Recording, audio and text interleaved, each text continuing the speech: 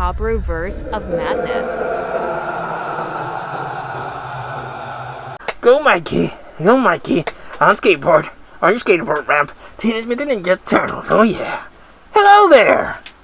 It is I, middle-aged crazy fanboy Macabro here, to talk about, with you all, my thoughts on the new Teenage Mutant Ninja Turtles movie that we got. Teenage Mutant Ninja Turtles, Mutant Mayhem. Yes, I am a big fan of the Turtles. I have my Teenage Mutant Ninja Turtles fancy regalia here, which I used to watch the movie, and I liked it. Spoiler alert, I quite liked it.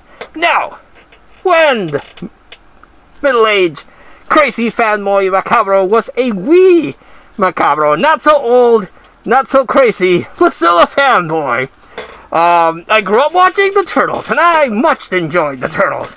I thought they were amazing. They had mutants, they had ninjas, they had some really freaky deaky mutations, and the toys, well, the toys were amazing.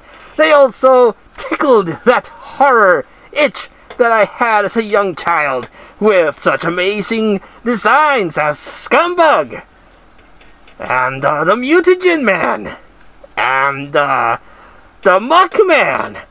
Just good stuff. Little Macabro even read the old Archie comics, the Teenage Mutant Ninja Turtles Adventures, which were based on a cartoon, not so much the old school comic books, and I was all for it. Even that cartoon got that comic book series got kinda dark. And then my mind was blown away when the first live-action Teenage Mutant Ninja Turtles movie came out.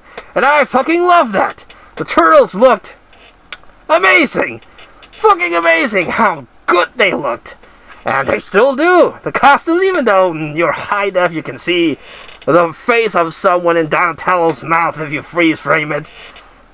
That's why I don't like everything going high def. You can pick up on the little things that were hidden back in the day, but it's the costumes still hold up. The costumes are still fucking amazing. I freaking love the look of the Turtles.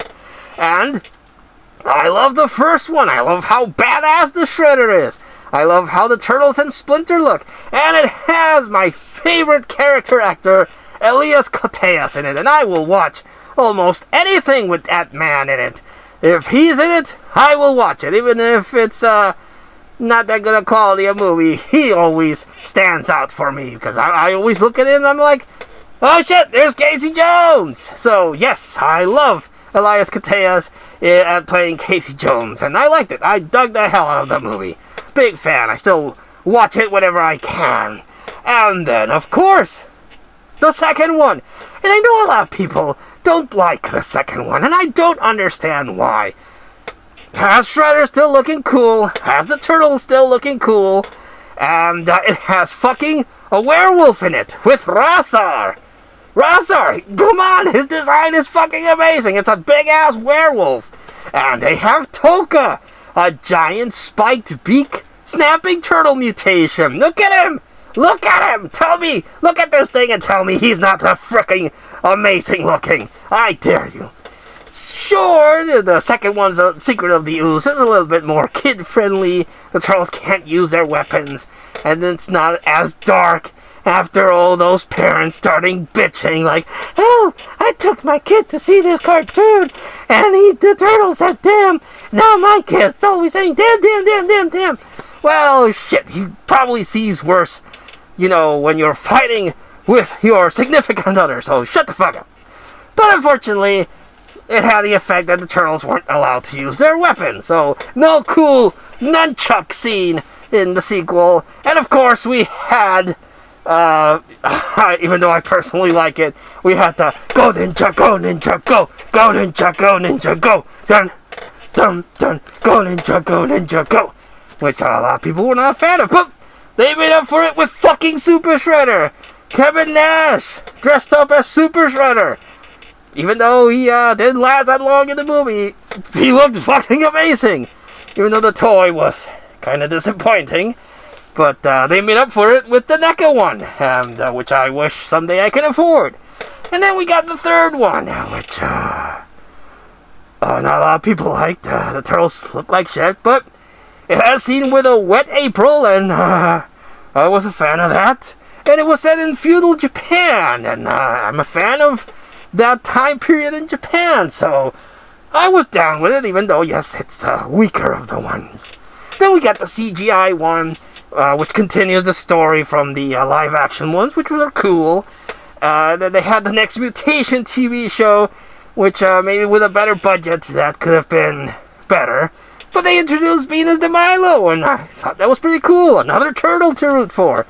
And then she was erased from history. Disappointing. But they met up with the Power Rangers. That was something that happened that was interesting. And then we got the cartoons, of course, but I'm focusing on the movies. So then we got the two Michael Bay movies, the Michael Bay produced movies, and with the Hulk things. And I will not lie, I was upset when they announced that they were going to be space aliens. And I was like, you're gonna fuck it up. Not everything has to be Transformers. But thankfully they came to their senses and they changed a few things. And Megan Fox as April O'Neil. Okay, I'm down with that. And the turtles look like mini Hulks, and I didn't much care for that. And the Shredder was this big cyborg thing that looked ridiculous. And Splinter's the thing of nightmare fuels. God damn it. The Splinter in that first Michael Bay movie looked horrible. I was like, I've seen things that are more pleasant to the eye on horror movies, if you can believe it. But unfortunately, it had some issues. It didn't feel, other than the elevator scene, where they're like, DJ Mikey, kind of like that. And the fight with the Shredder was good, even though the look of him was laughable. Then we got the second one, with introduced Casey Jones, Bebop and Rocksteady, and Krang, and Baxter Stockman. So they at least took to heart what a lot of the fans were complaining about with the first one. It felt more like a Turtles movie, and I kind of like the second one a little better than the first one, I must admit. Even though what they did Shredder dirty. They did him dirty. Then we did get another movie. I don't know if it got a theatrical release, but they did make a movie which was a conclusion to Rise of the Teenage Mutant Ninja Turtles, which last time I checked was still in Netflix. And I have issues with that cartoon, the art style. Not a fan of the art style. But the movie itself is kind of cool, and it's a closure to that TV series. Then we got Mutant Mayhem, and when this was announced, I do remember a couple of people saying that, Seth Rogen is attached. It's gonna suck. But I was like, I'll give it a chance. Then I saw that they were completely ripping off the Spider-Verse art style. And I was like, it still looks cool, even though you're starting to rip off art styles like you did with Rise. That pretty much looks like Steven Universe. And now this thing looks like Spider-Verse. But I'm a fanboy of the Turtle. Again, I'm middle-aged, crazy fanboy Macabro. So I was going to go watch it regardless. And watch it I did, and I like it. The art style is unique. Not as vibrant as Spider-Verse, but still looks cool. It looks very interesting. I like the art style. The designs of the turtles look good. Classic turtles. The designs of the villains look a little exaggerated, a little freaky-deaky, which I personally am all for. But they look a little too exaggerated, too weird-looking. Like a Genghis Frog. He's literally just a little frog, and that kind of took me off. But they have Scumbug, they have Bebop, they have Rocksteady, Wingnut, Mondo Gecko. They have a Baxter Stockman, but he doesn't turn into a fly. It's just a mutant that he created and raised as his son. That's called Superfly. And he looks pretty gnarly, and I like it. And there is a scene where there's this giant mutant that's covered in mutagen or ooze, and he's absorbing animals. I was like, I mean, I like that. That's some weird shed body horror, which the Turtles have dabbled before. Again, look at Mutant Man. That's very, very body horror itself. So, I dug it. The voice cast, I saw it here in the grand old country of Mexico, so everything was in Spanish, but they did a good job translating. There are a couple of dialogues that they did totally adapt for the Latin market, you can clearly tell. But I still like the origin of the Turtles. A lot of people were complaining that it had a black April, but she was black originally, and in Rise of the Teenage Mutant Ninja Turtles, guess what? She's black there too, so I don't know why you were complaining. Of course, personally, I grew up watching the yellow coat wearing April O'Neil, and much like Rogue, well, I have a soft spot for her. But I've been okay with every iteration of April, and boy, has she gone through a couple of changes, just like the Turtles. So I was okay with that.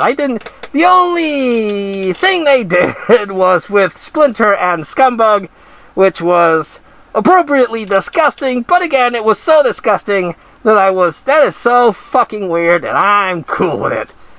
Good job, even though it's quite disgusting what they did with April and Scumbug.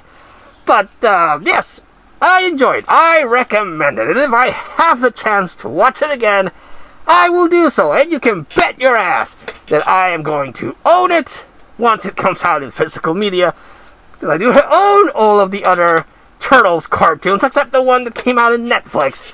Haven't been able to find that in the physical media release, but if I will ever come across it, I will.